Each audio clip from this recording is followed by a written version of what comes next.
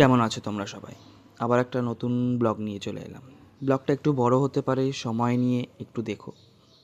আমরা যে অতি পরিচিত গলিতে গলিতে ঘুরে বেড়াই, পুজোর আগে ঢু মারতে যাই যে মা কতটা তৈরি হয়েছে, মা আসছে, এই সব পোস্টগুলো করে থাকি। সেই ভিডিওগুলো দেখে যেই রাস্তাগুলো চেনা, সেই রাস্তাতেই আবার ফিরে দেখা। না না না, এবার গোপাল পুজোতে পৌঁছে গেছিলাম, সেই বিখ্যাত কুমোরটুলির গোপাল পুজো।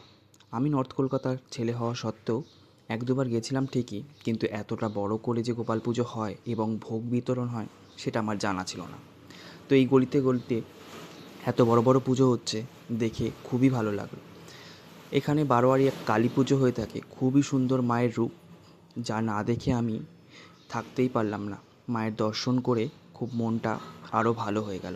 ইনি হলো বিখ্যাত ভাইরাল যে বড় গোপাল, তার ছবি। এখানে প্রচুর মানুষের সমাগম হয়েছে, ঠিক এর সামনেই ভোগের আয়োজন করা হয়েছিল। আর একটা ছোট্ট মন্দিরে গেছিলাম, এটা বারোয়ারি বা কোনো বাড়ির মন্দির।